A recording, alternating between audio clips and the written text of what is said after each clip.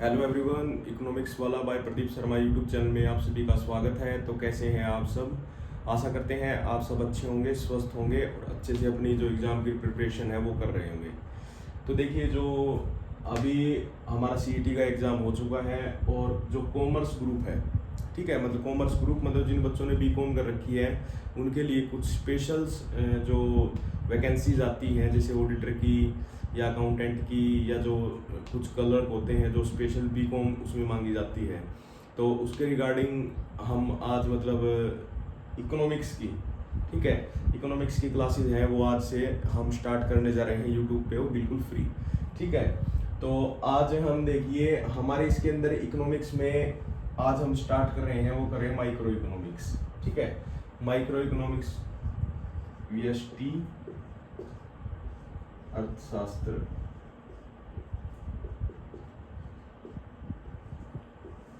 देखिए, जो हमारा जो माइक्रो इकोनॉमिक्स का इसके अंदर जो सिलेबस है, देखिए जो कॉमर्स ग्रुप का सिलेबस है ना, वो बहुत ही मतलब बहुत ज़्यादा दे रखा है इन्होंने, एचएसएससी ने।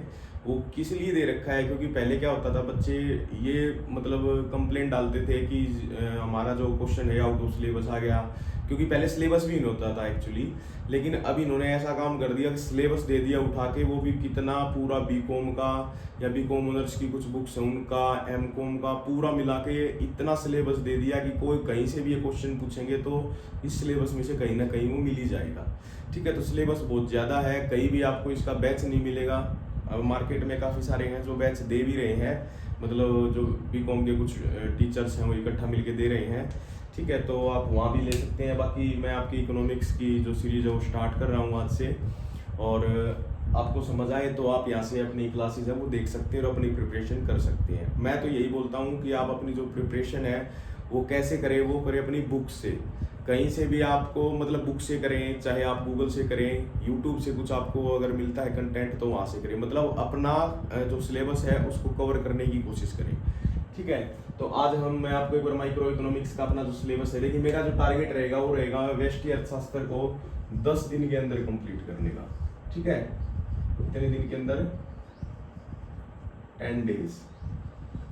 10 दिन में हम इसको कंप्लीट करेंगे सिलेबस को, क्योंकि इसका जो सिलेबस है वो बहुत ही मतलब कम दे रखा है, ज़्यादा नहीं है, 12th लेवल का ही दे रखा है। इसके अंदर कोई भी ये बोले कि हम बीकॉम लेवल में दे रखा है, ऐसा कुछ नहीं है, सारा 12th का है ये सिलेबस है इसके अंदर, ठीक है। और अपनी जो माइक्रो इकोनॉमिक्स की बुक है, आप यहाँ से एक बार मतलब मेरी वीडियो देखें जिस भी टॉपिक की मैं आपको क्लियर कराऊंगा, और उसके बाद एक बार है ना अपनी बुक से रिवीजन मार के देखें, तो आपको बिल्कुल ऐसे लगेगा कि ये तो बहुत ही ईजी है, ठीक है। लेकिन क्या है कि कई बच्चों का गैप है, वो क्योंकि +2 की किसी को 5 साल हो गए हैं, किसी को 10 साल हो चुके हैं, तो वो उससे मतलब आउट हो चुके हैं सिलेबस को।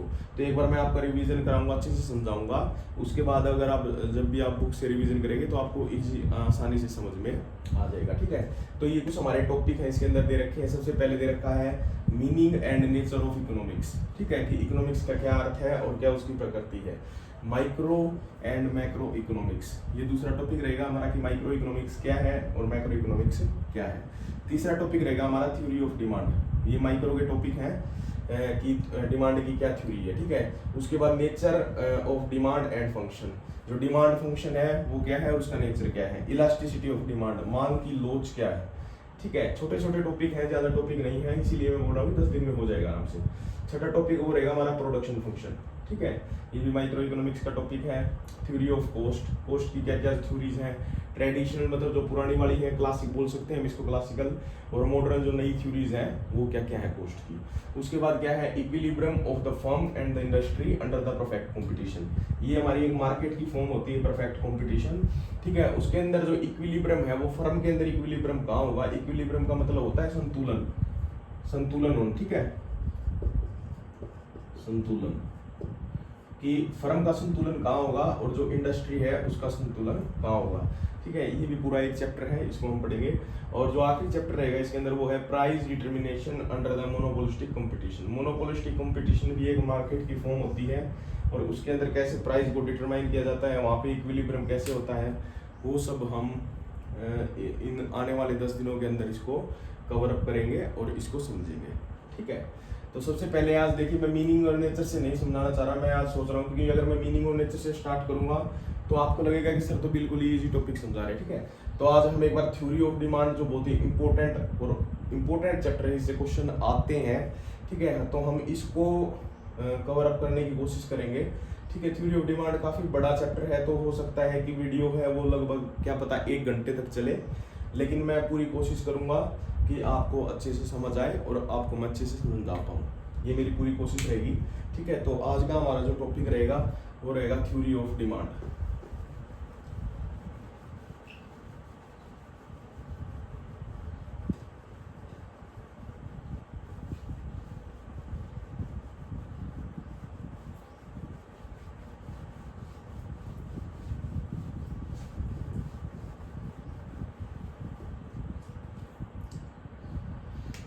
देखिए आज का जो हमारा टॉपिक रहेगा वो रहेगा थ्योरी ऑफ डिमांड। देखिए डिमांड का यहाँ पे हम सबसे पहले डेफिनेशन एक बार मतलब देख लेते हैं, अर्थ क्या है डिमांड।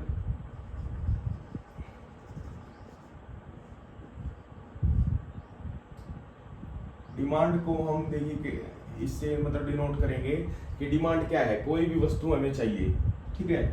तो हम इसको इच्छा भी बोल सकते हैं, इच्छा, या हम इसको क्या बोल सकते हैं, आवश्यकता, ठीक है। मतलब नॉर्मल भाषा में हम इसको डिनोट कर सकते हैं। इच्छा क्या है कि मेरी इच्छा है कि मैं क्या करूं, मेरा एक बड़ा घर हो, ठीक है, या मेरे पास बहुत ही लग्जरी कार हो, ये मेरी इच्छा हो सकती है। लेकिन मेरी आवश्यकता क्या होगी कि मेरे पास एक घर हो, कपड़ा हो, जो बेसिक नीड होती है, ठीक है, खाना, फूड, ठीक है। तो ये हमारी क्या है, बेसिक नीड्स है जो हमें सर्वाइवल जीवन को सर्वाइव करने के लिए हमें चाहिए ही चाहिए, ठीक है। ये हमारी इच्छाएं हो सकती हैं। लेकिन ये जो इच्छा या आवश्यकता है, इसको पूरा करने के लिए हमें क्या चाहिए, फंड चाहिए होता है, या हम बोल सकते हैं कि हमें चाहिए पैसा, ठीक है। या इसी भाषा में इनको क्या बोला जाता है, रिसोर्सेज। इकोनॉमिक्स में इसको क्या बोलेंगे हम, रिसोर्सेज, ठीक है। तो इतने हमारे पास रिसोर्स नहीं होते कि हम अपनी सभी इच्छाओं को पूरा कर सकें, ठीक है। तो हम इसको यही बोलेंगे कि कोई भी डिमांड है वो किसके ऊपर डिपेंड करती है, वो डिपेंड करती है प्राइस के ऊपर, ठीक है। प्राइस बोल सकते हैं हम, प्राइस, कीमत, किसकी कीमत, किसी भी वस्तु की, ठीक है।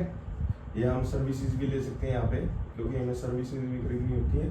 तो सर्विसेज या किसी भी वस्तु की जो हमारी प्राइस रहेगी और जो डिमांड रहेगी, मतलब मेन जो हम रिलेशनशिप देखेंगे वो किसके अंदर देखेंगे, वस्तु की डिमांड और वस्तु के बीच में प्राइस का जो रिलेशनशिप होता है वही हमारा क्या होता है, लॉ ऑफ डिमांड, ठीक है जी। ये देखेंगे सबसे पहले हम। तो अब आप देखिए एक बार, कोई भी वस्तु की जो डिमांड होती है, सबसे पहले हमें यही सीखना है कि कोई भी वस्तु की डिमांड है वो क्या हो जाती है, बढ़ जाती है, या क्या हो जाएगी, घट जाती है, ठीक है। लेकिन ये किसके कारण होती है, तो यहाँ पे बहुत सारे फैक्टर्स होते हैं, उनको हमें पढ़ना बहुत ही जरूरी है। आपको एक वर्ड यहाँ पे मिलेगा डेफिनेशंस में, अन्य बातें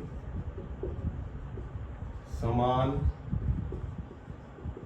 रहने पर, अन्य बातें समान रहने पर, ठीक है।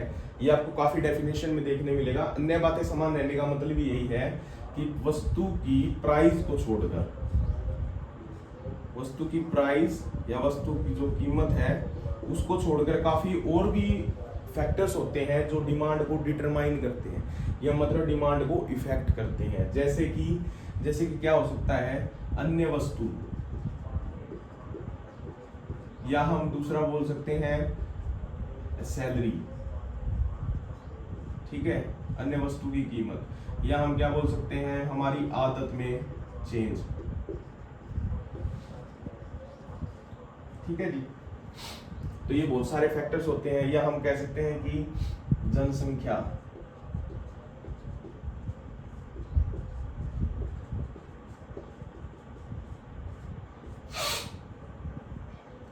ठीक है।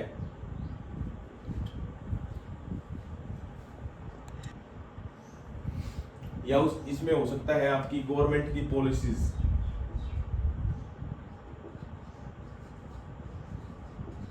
Policy of government. ठीक है, तो अब जैसे देखिए कि डिमांड, किसकी डिमांड, जैसे हम मान लेते हैं कि एक कार की डिमांड है।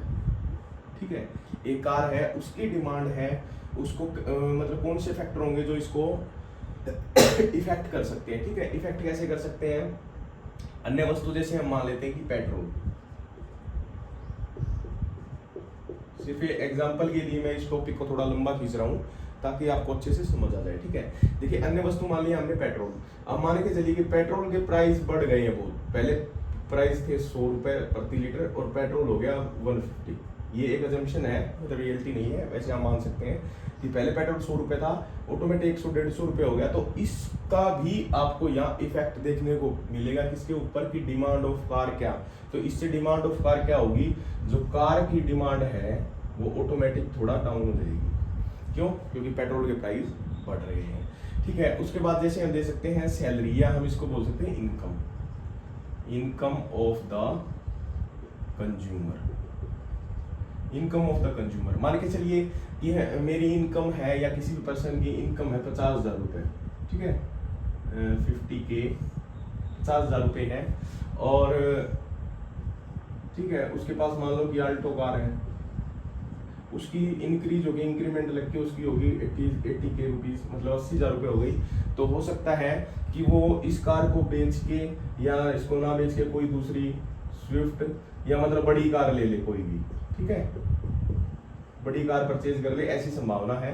तो कहने का मतलब ये, जब मतलब किसी भी कंज्यूमर की इनकम बढ़ती है तो इनकम बढ़ने से क्या है, ऑटोमेटिक डिमांड है वो भी क्या बढ़ेगी। इनकम कम होगी तो डिमांड कम होगी, लेकिन किसकी, जो नॉर्मल गुड्स होती है उनकी। ठीक है, या आदत में चेंज, कोई आदत है उसमें अगर चेंज होगा तो भी इसके ऊपर इफेक्ट डालेगी। जनसंख्या में परिवर्तन होगा तो भी डिमांड के ऊपर इफेक्ट पड़ेगा। पॉलिसीज, गवर्नमेंट की पॉलिसीज ऐसी बन जाती हैं वो भी किसको इसको क्या करती हैं, इफेक्ट करती हैं। तो ये जो सभी हैं इनको हम क्या बोलते हैं, अन्य बातें। ठीक है, तो अन्य बातें इनको बोला जाता है, आपको डेफिनेशन में आगे देखने को मिलेगा। मेरे को बस यही समझाना था कि डिमांड है उसको काफी सारे फैक्टर्स होते हैं जो क्या करते हैं, इफेक्ट करते हैं। ठीक है, तो सबसे पहले देखिए, बाकी हम एक बार लॉ ऑफ डिमांड पढ़ेंगे अभी। ठीक है, तो सबसे पहले देखिए डिमांड है, डिमांड और इधर लेते हैं हम प्राइस। ठीक है, डिमांड हम किसकी ले रहे हैं, कार की ले रहे हैं। ठीक है, कार की डिमांड है और यहाँ पे कार का क्या है, प्राइस। ठीक है, तो इन दोनों के बीच कैसा रिलेशन, एक नेगेटिव रिलेशन होता है। क्या होता है, नेगेटिव रिलेशन। नेगेटिव के लिए माइनस का यूज कर रहे हैं। ठीक है, नेगेटिव रिलेशन होता है किसके अंदर, किसी भी वस्तु की डिमांड और किसी भी वस्तु के प्राइस के बीच नेगेटिव रिलेशन होता है। और जब अन्य बातें समान रहती हैं, क्या रहती हैं, अन्य बातें समान, अन्य बातें समान का मतलब है कि जो कंज्यूमर है उसकी किसी भी हैबिट में चेंज नहीं हो रहा है, उसकी इनकम में चेंज नहीं हो रहा है, जो इससे संबंधित वस्तुएं होती हैं उनमें कोई चेंज नहीं है, गवर्नमेंट की पॉलिसीज के अंदर चेंज नहीं है, वो सब अन्य बातें समान रहने पर जब किसी भी वस्तु की डिमांड और किसी भी वस्तु की प्राइस है उनके बीच में जब नेगेटिव रिलेशन होता है उसी को हम क्या बोलते हैं, लॉ ऑफ डिमांड बोलते हैं। ठीक है, ये इसकी डेफिनेशन रहेगी आपकी, लॉ ऑफ डिमांड। अब समझाने के लिए, जैसे कार का प्राइस, कार का प्राइस था 5 लाख, प्राइस 5 लाख था और कितनी सोल्ड हो रही थी, 1000 कार क्या हो रही थी, सेल हो रही थी। ऑटोमेटिक क्या होता है, कार का प्राइस है वो घटकर 4 लाख हो जाता है। क्या हो जाता है, घट के कितना हो गया, 4 लाख। 4 लाख हो गया तो ऑटोमेटिक इनकी डिमांड है वो कितनी हो जाएगी। ठीक है, या हम उसको लिख लेंगे डिमांड, तो इनकी डिमांड है ऑटोमेटिक बढ़ जाएगी। तो देखिए ध्यान से देखिए, 5 लाख से 4 लाख कीमत क्या हुई, कम हो गई, लेकिन इनकी क्या होगी, ज्यादा, डिमांड क्या होगी, ज्यादा। तो इसका मतलब इन दोनों के बीच में नेगेटिव रिलेशन है, उल्टा संबंध है। ठीक है, अगर क्या होता है 5 से बढ़ के इसकी कीमत हो जाती है 8 लाख कार की, तो ऑटोमेटिक इनकी क्या पता है, इनकी डिक्रीज हो गए, इनकी क्या हो जाएगी, डिक्रीज हो जाएगी, डिमांड डिक्रीज हो गई, कितनी होगी, 500 यूनिट्स क्या हो जाएगी, डिमांड हो जाएगी। तो आपको ये अच्छे से समझ में आ गया होगा कि लॉ ऑफ डिमांड क्या है। लॉ ऑफ डिमांड वो है जिसमें अन्य बातें समान रहने पर किसी भी वस्तु की मांगी गई जो मात्रा, जो क्वांटिटी डिमांडेड है और जो उसका प्राइस है, उन दोनों के बीच क्या होता है, नेगेटिव रिलेशन होता है। क्यों होता है? क्योंकि जब एक वस्तु की कीमत बढ़ेगी तो ऑटोमेटिक उसकी जो डिमांड है वो ऑटोमेटिक डाउन हो जाएगी, ठीक है। और जब उसकी कीमत क्या है, घटती है, तो ऑटोमेटिक डिमांड है वो क्या हो जाएगी, इंक्रीज हो जाएगी। किस वस्तुओं की? नॉर्मल गुड्स की। नॉर्मल गुड्स जो हम यूज करते हैं, ठीक है। तो इसके बाद देखिए आपका लॉ ऑफ डिमांड का जो टॉपिक था वो क्लियर हो चुका है। और इसके बाद मैं कुछ इसके बाद देखिए आप, इसके बाद देखिए हम देखेंगे डिमांड कर्व। डिमांड कर्व जिसको हम बोलते हैं मांग वक्र, ठीक है। तो डिमांड कर्व आपने देखा है कि लॉ ऑफ डिमांड में हम क्या क्या पढ़ा था हमने। एक तो पढ़ा था प्राइस के बारे में, वस्तु की प्राइस और वस्तु की क्या, डिमांड, ठीक है। तो जब कर्व बनाना होगा तो कर्व आपको पता ही है कि कर्व में क्या है, दो एक्सिस होते हैं, ओ एक्स और ओ वाई एक्सिस, ठीक है। आप ध्यान से देखिए, बनाने की मतलब इसमें आप समझने की बात है, हम रट्टा नहीं लगाएंगे। यहाँ पे हम ले रहे हैं वस्तु की प्राइस और यहाँ पे हम क्या ले रहे हैं, वस्तु की डिमांड, ठीक है। तो सबसे पहले हम मान के चलते हैं कि जो वस्तु की प्राइस मान के चलिए 5 थी, ठीक है। तो इसकी डिमांड थी मान के चलिए 10 ले लेते हैं, ठीक है। तो अगर यहाँ पे इसको मिलाएंगे तो हमें पॉइंट मिल जाता है, ये पॉइंट मिल गया हमें, पॉइंट ए, ठीक है। और जब वस्तु की कीमत बढ़ेगी, वस्तु की कीमत बढ़ के होगी 10 रुपए, यहाँ पे थी 5 रुपए, 10 रुपए बढ़ेगी। तो आप बताइए, जब किसी भी वस्तु की डिमांड, पैसे बढ़ जाते हैं, मतलब उसकी कीमत बढ़ जाती है, तो हम उसकी डिमांड को कम कर देंगे। तो डिमांड हमने कम करके कितनी कर दी, मान के चलिए हमने 5 क्वांटिटी 5 यूनिट कर दी। तो आप यहाँ पे करके देखिए, इसका पॉइंट भी मिला, ये हमें क्या पॉइंट मिला, पॉइंट बी मिल गया, ठीक है। और कोई पॉइंट मिला के देख लो, यहाँ पे जैसे 7 हो जाती है तो यहाँ पे भी इतनी हो गई, मान लो कि यहाँ पे डिमांड होगी 8, यहाँ पे हमें पॉइंट क्या मिल गया, पॉइंट सी। तो जब हम इनको मिलाएंगे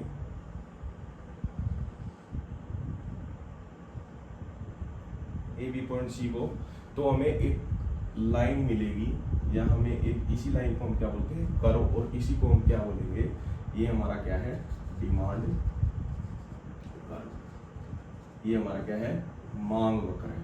तो मांग वक्र क्या है, मांग वक्र वह है जो दो वस्तुओं के वस्तु के विभिन्न प्राइसों के ऊपर और वस्तु की विभिन्न मात्राओं को दर्शाता है, वो हमारा क्या होता है, मांग वक्र होता है। और मांग वक्र क्या है, नेगेटिव स्लोप वाला होता है। क्या होता है, नेगेटिव स्लोप,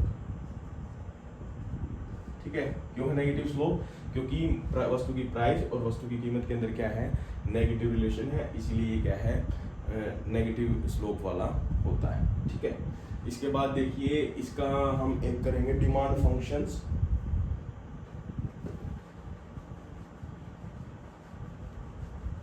अगला इसमें टॉपिक रहेगा अपना डिमांड फंक्शन का।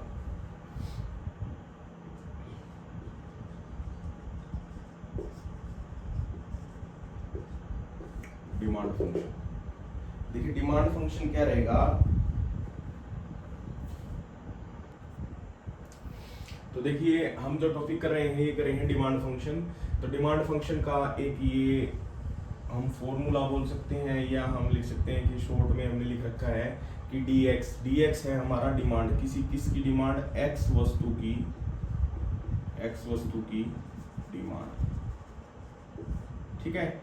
Is the function of px यहाँ हम क्या ले रहे हैं, x का प्राइस, ठीक है। pr से हम ले रहे हैं प्राइस ऑफ रिलेटेड गुड्स, ठीक है। y से हम क्या ले रहे हैं, इनकम, किसकी इनकम ऑफ द कंज्यूमर, ठीक है। t से हम क्या ले रहे हैं, टेस्ट ऑफ कंज्यूमर, ठीक है। e से हम क्या ले रहे हैं, एक्सपेक्टेशंस, एक्सपेक्टेशंस मतलब हम ले रहे हैं संभावनाएं, ठीक है।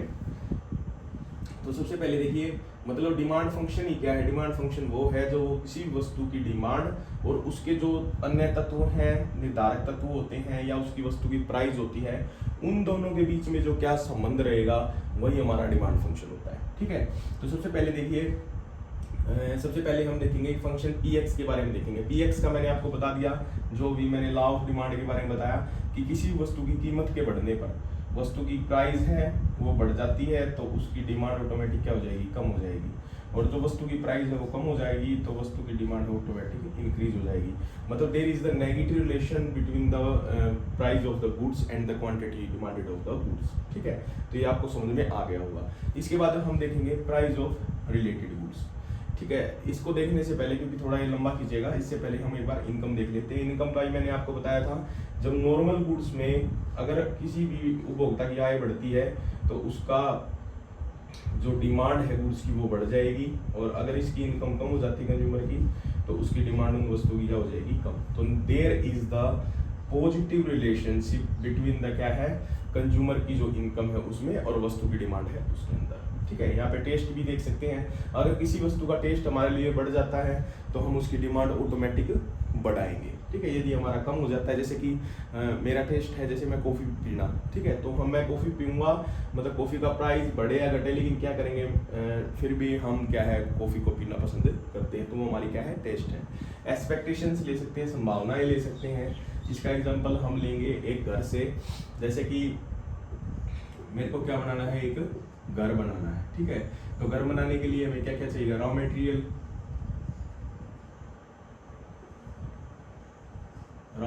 चाहिए, कच्चा माल चाहिए घर के लिए, रोड़ी, बजरी, क्रेशर, सरसों, सीमेंट, ठीक है। तो मेरे को ये लग रहा है कि 1 साल के बाद या 6 महीने बाद, 6 months आफ्टर, जो इन सबके जो रॉ मटेरियल है उसका भाव है क्या हो जाएगा, 2 गुना हो जाएगा। तो मैं क्या करूंगा, मैं अभी से अपना घर बनाना स्टार्ट कर दूंगा, रॉ मटेरियल को खरीदना स्टार्ट कर दूंगा।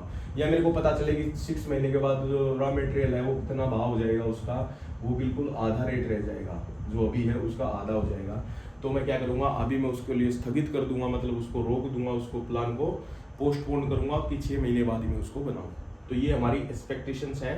ये जो फैक्टर्स हैं वो डिटरमाइन करते हैं किसको, किसी भी वस्तु की डिमांड को। इसी को हम क्या कहते हैं, डिमांड फंक्शन। अब इसके अंदर एक टॉपिक रह गया है, प्राइस ऑफ रिलेटेड गुड्स। ये देख लेते हैं एक बार कि प्राइस ऑफ रिलेटेड गुड्स क्या है। हम इसका कोई भी रट्टा नहीं लगाएंगे, सिर्फ क्योंकि इकोनॉमिक्स है ना, मतलब एक टेक्निकल सब्जेक्ट इसको बोल सकते हैं, क्योंकि इसको रट्टा लगा के याद समझा नहीं जा सकता, मतलब इसको समझना पड़ता है, और समझोगे तो ये बिल्कुल इजी है। देखिए price of related goods, price of related goods. अब किसी ने अगर इसको नहीं समझा है, कभी नहीं पढ़ा है, तो ध्यान से देखिए कि हम किसकी बात कर रहे हैं। हम किसी भी वस्तु की प्राइस की बात कर रहे हैं, और किसकी प्राइस की, रिलेटेड गुड्स। मतलब कोई गुड्स थी एक्स, जैसे मैं मान लेता हूं चाय, ठीक है। चाय हमारी क्या है, मेन गुड है, यहाँ पे हम लिख देते मेन गुड। हमारी जो मेन गुड क्या है, चाय। तो इसके रिलेटेड गुड्स, हम इसकी प्राइस की बात नहीं कर रहे, हम इसकी रिलेटेड गुड की बात करेंगे। इसकी रिलेटेड गुड क्या हो सकती है, कॉफी, जैसे मैंने बोल दिया कि कॉफी। तो प्राइस हम किसका देखेंगे, कॉफी का। मतलब क्या कहने का मतलब क्या है कि कॉफी का प्राइस किसको चेंज कर सकता है, किसकी डिमांड को, चाय की डिमांड को चेंज कर सकता है। भाई कैसे कर सकता है। और प्राइस ऑफ रिलेटेड गुड्स है वो 2 तरह की होती है। एक बार मैं आपको पहले वो बता देता हूँ, ठीक है। आपको बिल्कुल और हमेशा याद रहेगा कि 2 तरह की होती हैं। एक को बोलते हैं हम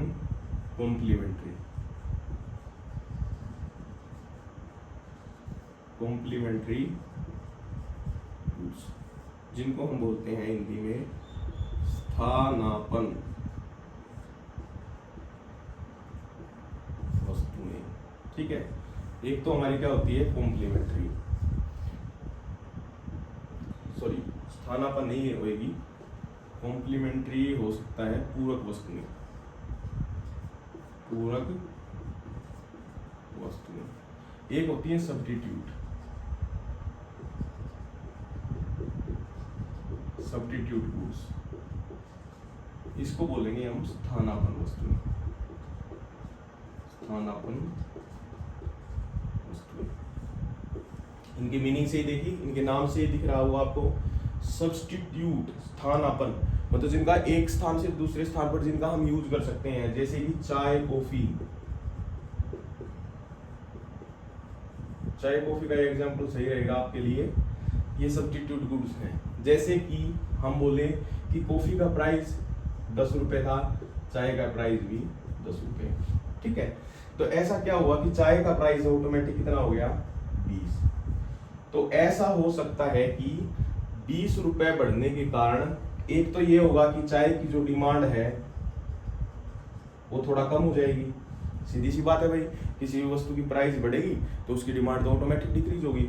लेकिन इसका एक इफेक्ट किसके ऊपर पड़ेगा, कॉफी के ऊपर, क्योंकि कॉफी इसकी एक रिलेटेड गुड्स है, क्योंकि ये इसकी एक सब्स्टिट्यूट गुड है। तो ऑटोमेटिक आपको देखने का मिलेगा कि प्राइस तो 10 रुपए ही है इसका, 10 रुपए में पहले तो 100 क्वांटिटी बिक रही थी इसकी कॉफी की, लेकिन प्राइस अब भी 10 रुपए है, अब इसकी बढ़नी होगी 150 क्वांटिटी। तो वो सोचेगा यार ये कैसा जादू हो गया कि भाई पहले भी 10 रुपए थी तो 100 क्वांटिटी बिक रही थी, अब 10 रुपए है तो 150 बिकनी स्टार्ट हो गई कॉफी। तो इसका इफेक्ट क्या है, ये इफेक्ट किसकी वजह से पड़ा है, ये इसकी सब्स्टिट्यूट गुड्स की वजह से पड़ा है, क्योंकि इसकी सब्स्टिट्यूट का पहले 10 रुपए प्राइस था, इसका प्राइस बढ़ के 20 रुपए हो गया। यहाँ से कुछ कंज्यूमर ऐसे थे जिनको मतलब ज्यादा टेस्ट चाय कॉफी में ज्यादा फर्क नहीं मानते थे, वो जो इसके टेस्ट वाले हैं वो तो यही रुकेंगे, ठीक है। लेकिन जो टेस्ट ज्यादा मतलब दोनों को बराबर मान रहे थे, वो यहाँ से शिफ्ट होके कहाँ से ले जाएंगे, वो कॉफी पीने जाएंगे, क्योंकि अब वहाँ उनको 10 रुपए में मिल रही है। तो इसलिए क्या है, प्राइस ऑफ रिलेटेड गुड्स भी क्या है, वस्तु की डिमांड को इफेक्ट करती है। उसके बाद इधर आती है हमारी कॉम्प्लीमेंट्री है, जिसको हम पूरक वस्तुएं कहते हैं। पूरक वस्तुएं क्या है, the complementary goods are those goods जो किसी भी वस्तु की डिमांड को मिलकर पूरा करते हैं, ठीक है।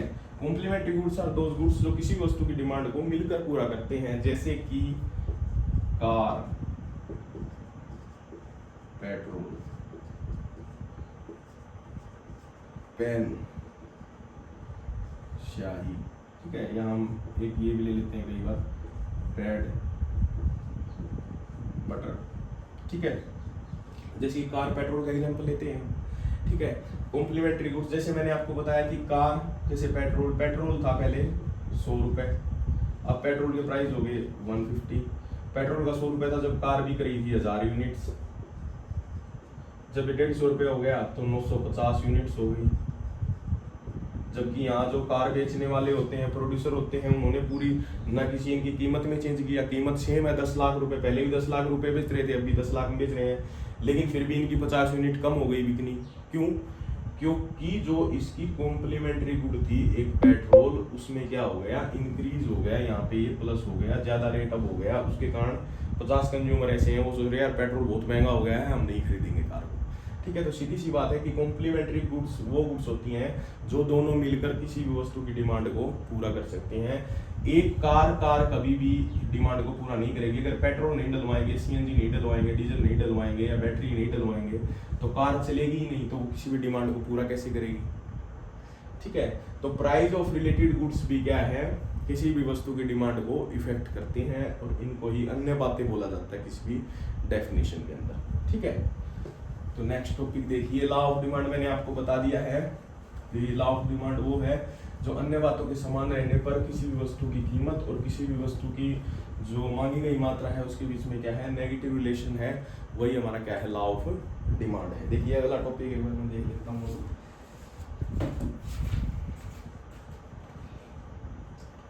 अगला जो टॉपिक रहेगा वो रहेगा आपका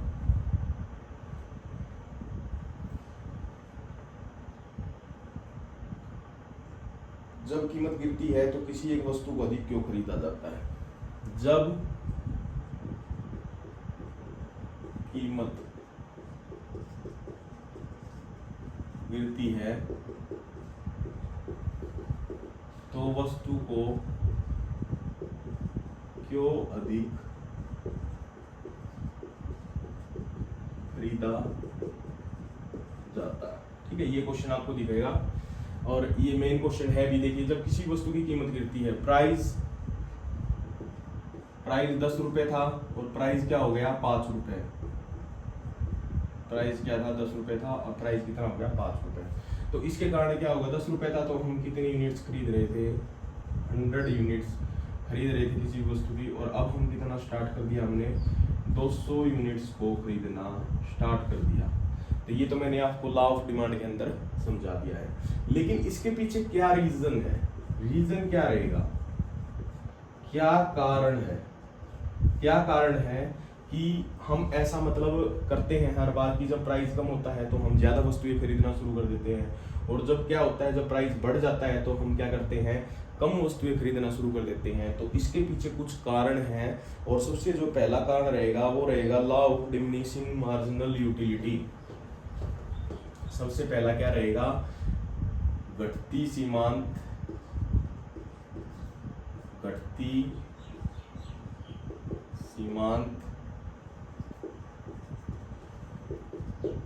उपयोगिता का नियम, या हम इसको इंग्लिश में बोलते हैं लॉ ऑफ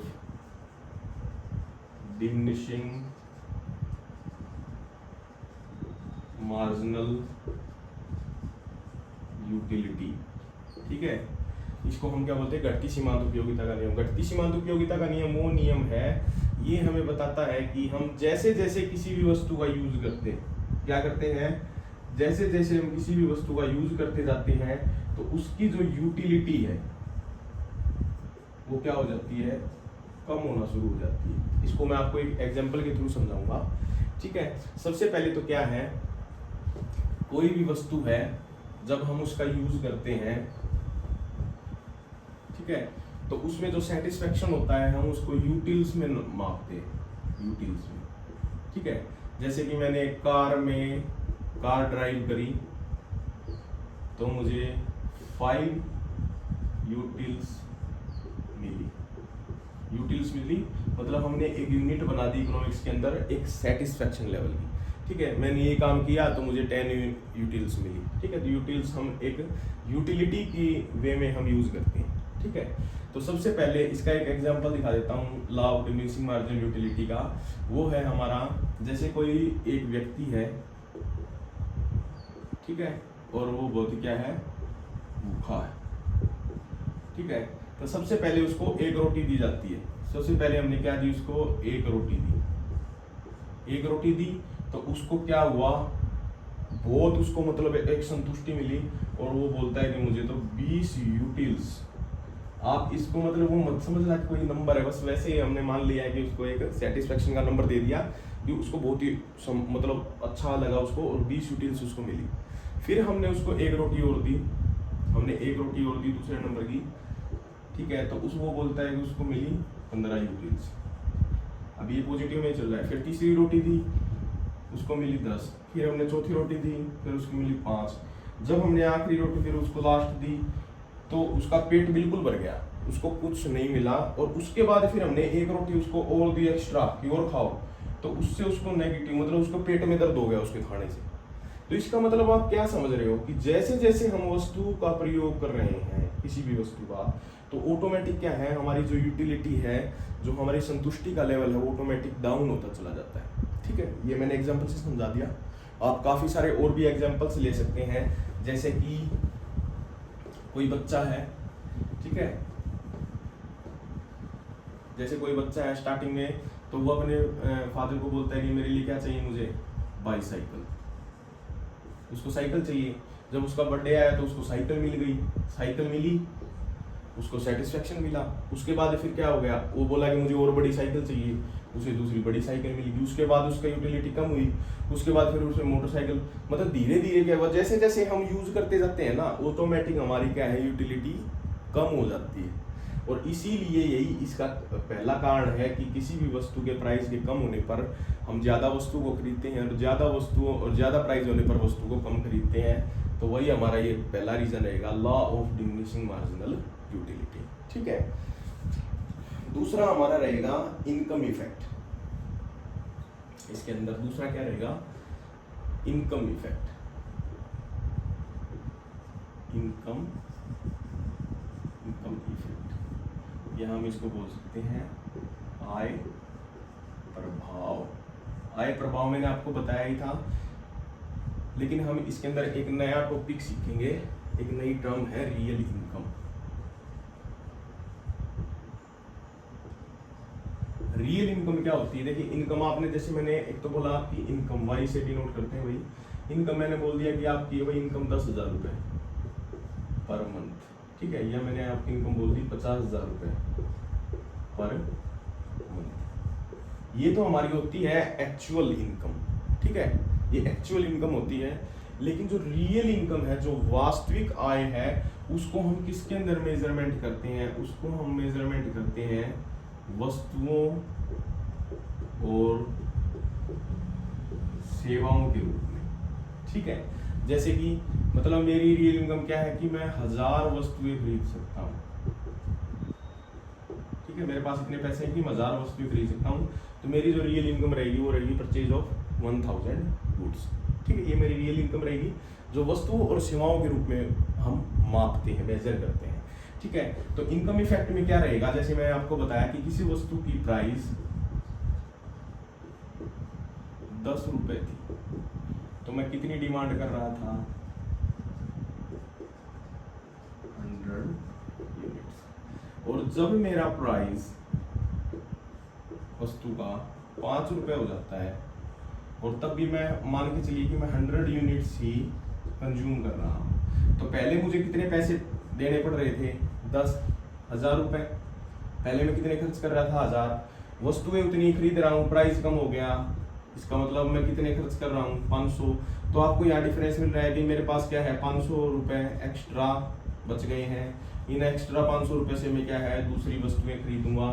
तो इसका मतलब आपको क्या लगा कि प्राइस के कम होने पर हमारा क्या होता है, रियल इनकम बढ़ जाती है। यही एक क्वेश्चन आ जाता है आपका यहाँ पे कि रियल इनकम के बढ़ने से, प्राइस के बढ़ने से आपकी रियल इनकम क्या होगी, बढ़ेगी घटेगी?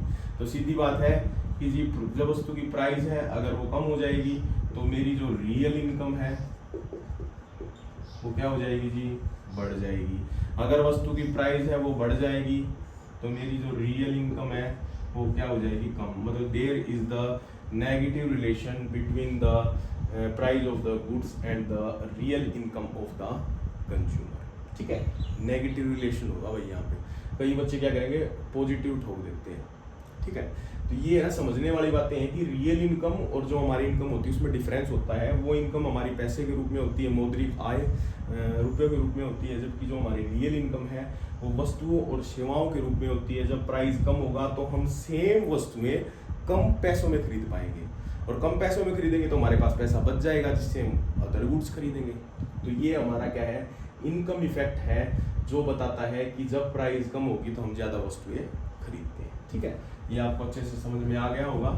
बाकी जो मैंने कराया है इसके बाद अगर आप माइक्रो इकोनॉमिक्स में पढ़ेंगे ना, लॉ ऑफ डिमांड वाला चैप्टर, तो आपको ये चीज़ समझ में आएगा। उसके बाद सब्स्टिट्यूट इफेक्ट मैंने आपको बताया ही है कि सब्स्टिट्यूट इफेक्ट मैंने आपको बता दिया कि प्रतिस्थानापन जो प्रभाव होता है उसके कारण भी क्या होता है, वस्तु की कीमत कम होने पर हम क्या करते हैं, वस्तुओं को खरीदते हैं। मैंने आपको चाय कॉफ़ी का बता भी दिया कि चाय कॉफ़ी, ठीक है, चाय की कीमत कम हो गई, सॉरी चाय की कीमत बढ़ा देते हैं, चलो चाय की कीमत क्या होगी, बढ़ गई। चाय की कीमत बढ़ने पर क्या होगा, कॉफ़ी की जो डिमांड है वो बढ़ जाएगी, क्या हो जाएगी, बढ़ जाएगी, इंक्रीज हो जाएगी, और चाय की डिमांड ऑटोमेटिक क्या हो जाएगी, यही हमारा क्या है, प्रतिस्थापनात्मक प्रभाव है। और इसी के कारण क्या है, जब किसी वस्तु की कीमत बढ़ती है तो हमेशा क्या करता है, उसको कम खरीदा जाता है, और जब किसी वस्तु की कम होती है तो उसको क्या है, ज़्यादा खरीदा जाता है, ठीक है। इसके बाद क्या है, साइज ऑफ द कंज्यूमर। अब देखिए ये भी इफेक्ट पड़ता है भाई कि उपभोक्ता समूह का आकार कितना है। उपभोक्ता समूह का आकार, ठीक है, the size of the consumers group. इसका मतलब क्या है, इसको मैं आपको एग्जांपल से समझा देता हूँ। जैसे कि मान के चलिए इंडिया, चाइना,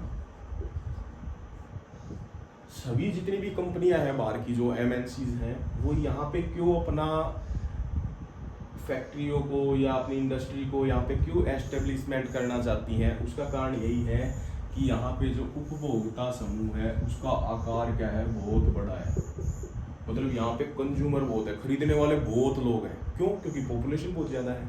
और जहाँ पे वस्तुओं के जो पॉपुलेशन अगर ज़्यादा होगी, उपभोक्ता ज़्यादा होंगे, तो वो क्या करेंगे, ज़्यादा डिमांड करेंगे। और किसी भी इंडस्ट्री को सफल होने के लिए वहाँ पे डिमांड का बढ़ना बहुत ज़रूरी है। और डिमांड कहाँ होगी, तो ज़्यादा कंज्यूमर होंगे तो हम क्या करेंगे, वस्तु की ज़्यादा डिमांड करेंगे। और इसीलिए ये भी इसका एक कारण हो जाता है कि उपभोक्ता समूह का आकार भी क्या है, पूरा इफेक्ट करता है किसके ऊपर, कि जब किसी भी वस्तु की कीमत कम होती है तो उस वस्तु की डिमांड है वो बढ़ जाती है, उसको ज़्यादा खरीदा जाता है। ठीक है, तो ये हमारा टॉपिक यहाँ कंप्लीट हो जाता है। उसके बाद एक आपको टॉपिक करवा देता हूँ मैं, मांग के नियम के कुछ अपवाद। ठीक है,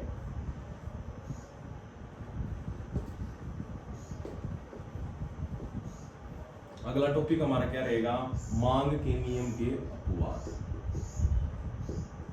मांग के नियम के अपवाद। ज्यादा दिमाग लगाने की जरूरत है ही नहीं, जो बोलता है ना उसके अकॉर्डिंग ही हम करेंगे। मांग का नियम हमें क्या बताता था कि प्राइस के बढ़ने पर डिमांड कम होगी, प्राइस के कम होने पर डिमांड ज्यादा होगी, नेगेटिव रिलेशन। अपवाद का क्या मतलब है, इसका उल्टा। हम उल्टा करेंगे। अब उल्टा कैसे करेंगे कि भाई किसी भी वस्तु की प्राइस बढ़ रही है तो उसकी डिमांड भी बढ़ रही है, किसी वस्तु की प्राइस कम हो रही है तो डिमांड भी कम हो रही है, पॉजिटिव रिलेशन। ये सीखना है हमें। अब हम इसको देखेंगे कि इस ऐसे कितने एग्जांपल्स हो सकते हैं, ऐसे क्या क्या चीज़ें हैं जो इसको फॉलो करती हैं और इसको फॉलो नहीं करती। तो इसके अंदर सबसे पहले हम देखते हैं कि एक तो हम इसको बोल सकते हैं कि अज्ञानता बोल सकते हैं भाई। क्या? इग्नोरेंस। इग्नोरेंस, अज्ञानता।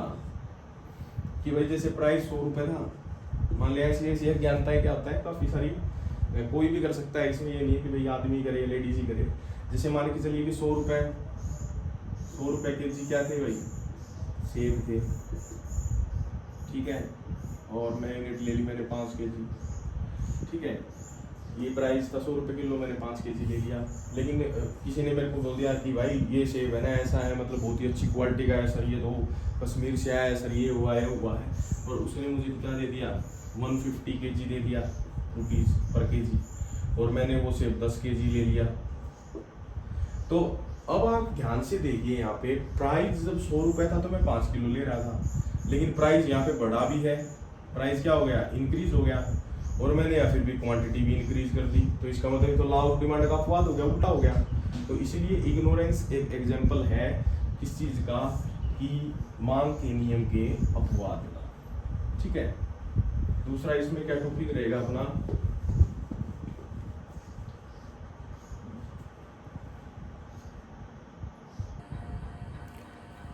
देखिए इसमें जो दूसरा टॉपिक रहेगा मांग के नियम के अपवाद का, वो रहेगा आपका, पहला तो मैंने आपको बता दिया कि इग्नोरेंस। इग्नोरेंस,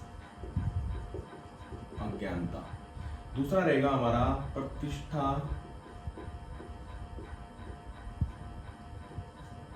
प्रतिष्ठा सूचक वस्तुएं, जिनको हम वेबल गुड्स भी बोलते हैं। इंपॉर्टेंट है ये। ठीक है, और तीसरा हमारा रहेगा गिफन गुड्स, ये भी इंपॉर्टेंट है। गिफन गुड्स, ठीक है। तो सबसे पहले हम देखेंगे प्रतिष्ठा सूचक। आपको समझ में भी आ रहा होगा प्रतिष्ठा, भाई किसी प्रतिष्ठा का मामला हो। प्रतिष्ठा सूचक वस्तुएं वे वस्तुएं होती हैं जिनका प्राइस बढ़ने पर, जिनका प्राइस बढ़ गया तो उनकी डिमांड भी बढ़ती है, और प्राइस अगर कम हो गया तो डिमांड भी कम हो जाएगी। मतलब कि मांग के नियम का अपवाद है कि मतलब इसके अंदर जो कर्व बनेगा वो पॉजिटिव बनेगा। भाई पहले प्राइस इतना था तो क्वांटिटी इतनी रहे थे, प्राइस बढ़ गया P1 हो गया तो अब क्वांटिटी हम ज्यादा ले रहे हैं। तो मतलब क्या है कि मांग के नियम का अपवाद है एक वेबलन गुड्स। वेबलन क्या थे, एक इकोनॉमिस्ट थे, इन्होंने ही इन वस्तुओं के बारे में बताया था कि कुछ वस्तुएं ऐसी होती हैं जो मांग के नियम का अपवाद होती हैं, जैसे कि हीरे जवाहरात, हीरे जवाहरात, हीरे जवाहरात हो गए, ठीक है। या कोई भी ऐसी वस्तुएं जो क्या है मतलब जो बहुत ही अमीर लोग खरीदते हैं, ठीक है। अगर मैं आपको बोल दूं कि भाई ये 100 रुपए का हीरा है, ये 100 रुपए का हीरा है, तो हो सकता है कि कोई व्यक्ति उसको नहीं खरीदेगा। भाई क्यों नहीं खरीदेगा? क्योंकि उसको ये लगेगा यार ये तो 100 रुपए में बेच रहा है, नकली होगा, ठीक है। अगर उसी हीरे को मैं बोल दूं कि भाई ये तो 50,000 रुपए का डायमंड है, तो हो सकता है कि उसको खरीदने वाले 100 बायर आपको मिल जाए। मतलब कि प्राइस बढ़ा और यहाँ पे क्या है, क्वांटिटी, उसकी डिमांड भी क्या है, बढ़ रही है, ठीक है। तो मतलब क्या है कि वस्तु की प्राइस के बढ़ने पर उसकी डिमांड है वो भी बढ़ रही है, तो वो हमारी क्या है, वेबलन गुड्स होगी, ठीक है। उसके बाद क्या हमारी गिफन गुड्स है।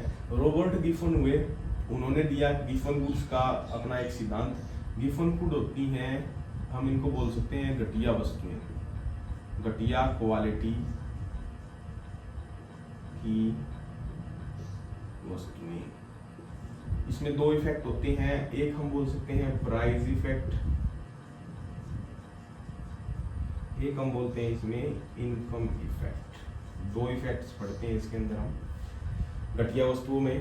प्राइस इफेक्ट तो मैंने आपको बता दिया, ये रहा इसका प्राइस इफेक्ट। वस्तु की प्राइस बढ़ेगी घटिया वस्तुओं की, तो क्वांटिटी भी बढ़ेगी। ये हमारी क्या है, गिफन गुड्स होती है, ठीक है। गिफन गुड्स का भी यही है, लेकिन इनके अंदर जो इनकम इफेक्ट होता है ना वो नेगेटिव होता है।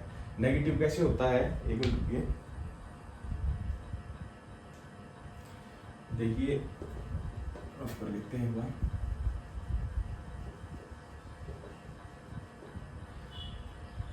जो गिफन गुड्स हैं उसमें हम इनकम इफेक्ट देखेंगे। इनकम इफेक्ट, इनकम इफेक्ट इसका नेगेटिव रहता है। क्यों रहता है वो मैं आपको समझाऊंगा।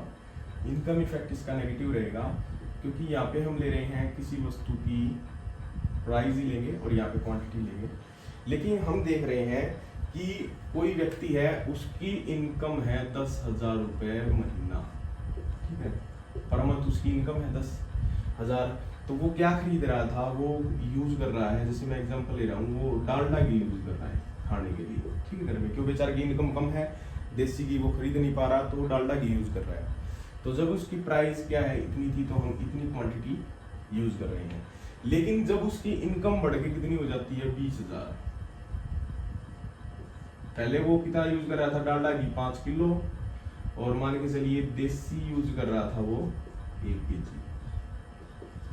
जब उसकी इनकम बढ़ी तो उसने क्या किया, 5 को तो घटा के 3 kg कर दिया, और यहाँ पे उसने मान लो 2 kg कर लिया या 3 kg कर लिया, ठीक है। तो इसका मतलब क्या दिख रहा है आपको, जब उसकी इनकम बढ़ेगी किसी भी कंज्यूमर की, तो वो क्या कर देगा, कम क्वांटिटी खरीदना यूज कर देता है, ठीक है।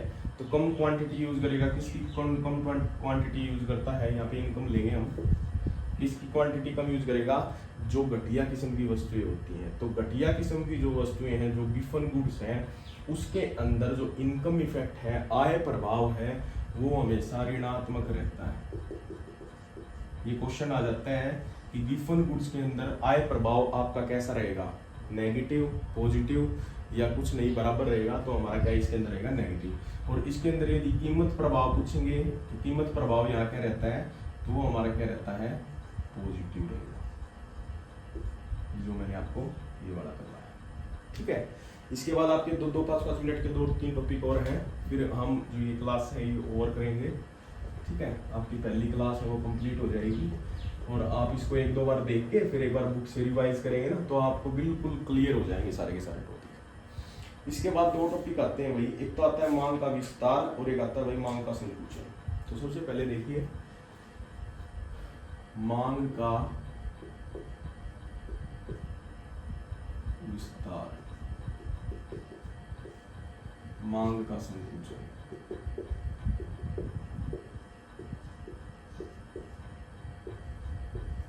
मांग का संकुचन, मांग का विस्तार।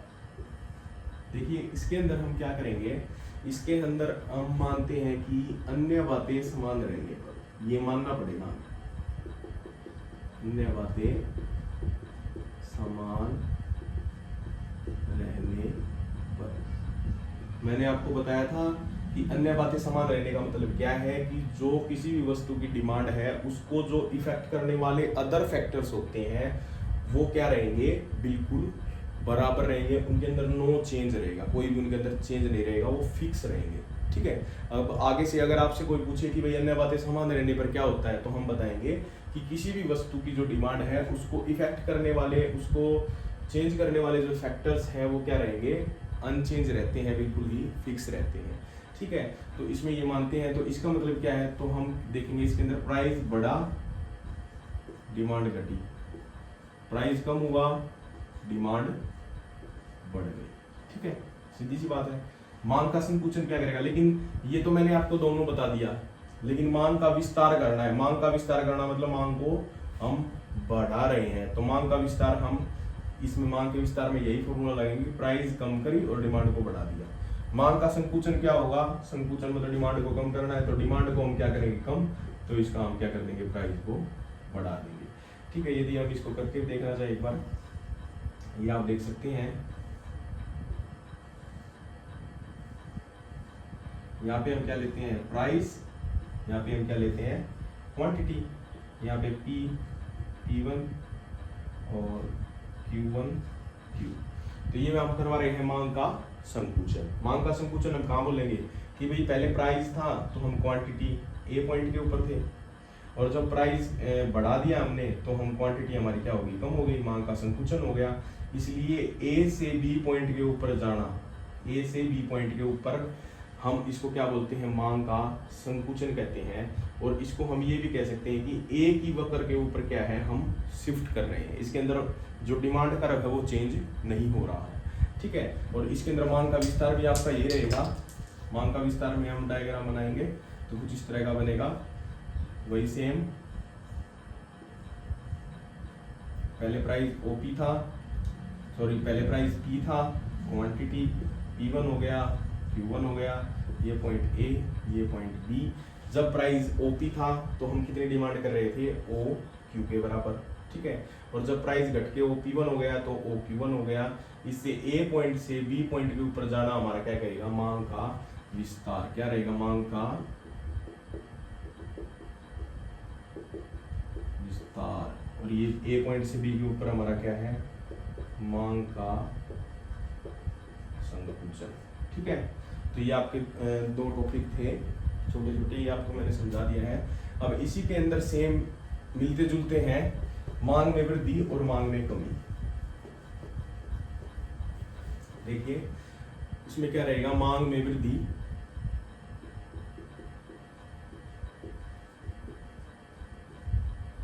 मांग में वृद्धि और मांग में कमी। देखिए मांग में वृद्धि देखेंगे तो इसके अंदर हम जो इफेक्ट करने वाले हैं वो करेंगे, जो उसके जो अन्य बातें थी अब वो समान नहीं रहेंगी। ठीक है, वो इफेक्ट डालेंगी अब, लेकिन अब हम क्या रखेंगे, यहाँ पे हम प्राइस को फिक्स रखेंगे, प्राइस को फिक्स करके कर रहे हैं एक बार हम। ठीक है, तो प्राइस फिक्स है YOX। ठीक है, यहाँ पे हम सॉरी हाँ ठीक है, यहाँ पे हम क्या ले रहे हैं, प्राइस, और यहाँ पे हम क्या ले रहे हैं, क्वांटिटी। यहाँ भी एक बार मांग में कमी का भी हम बना लेते हैं ऐसे डायग्राम, YOX। यहाँ पे हम ले रहे हैं क्वांटिटी और यहाँ पे हम ले रहे हैं प्राइस। मैंने आपको बताया कि प्राइस को हम क्या रखेंगे, फिक्स। प्राइस हमने फिक्स रखी है भाई, ये प्राइस फिक्स। ठीक है, OP प्राइस है, इसमें कोई चेंज नहीं। यहाँ पे भी हमने क्या कर लिया भाई, OP प्राइस।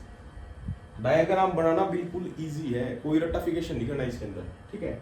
ओपी प्राइस क्योंकि हमने फिक्स मान लिया, प्राइस को हम फिक्स मान रहे हैं, क्यों मान रहे हैं, क्योंकि जो अन्य बातें हैं, अन्य फैक्टर्स हैं वो इफेक्ट कर रहे हैं, वो देखना चाह रहे हैं हम एक बार। तो इसमें मांग में वृद्धि करनी है, तो पहले हमारा ये D price, D demand curve था, तो हम कितनी यूज कर रहे थे, क्या,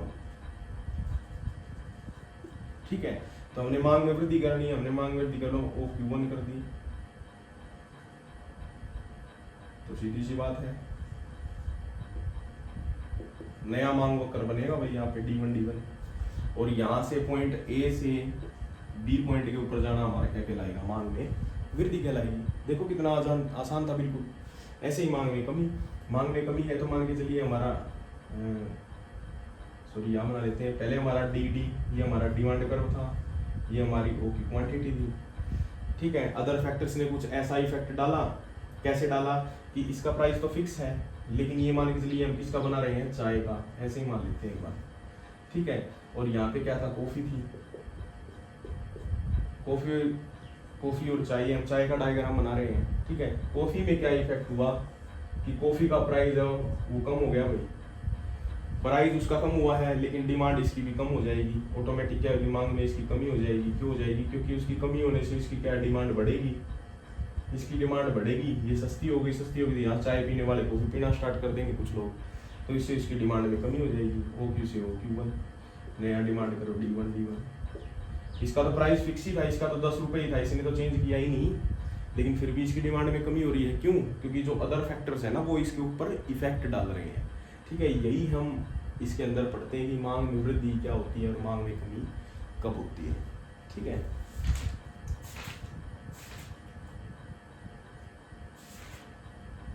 बस मैंने आपको स्थानांतरण वगैरह तो आपका ये जो चैप्टर है भाई, मांग का जो लॉ ऑफ डिमांड है या थ्योरी ऑफ डिमांड है, वो आपका चैप्टर है वो कंप्लीट हो चुका है, ठीक है।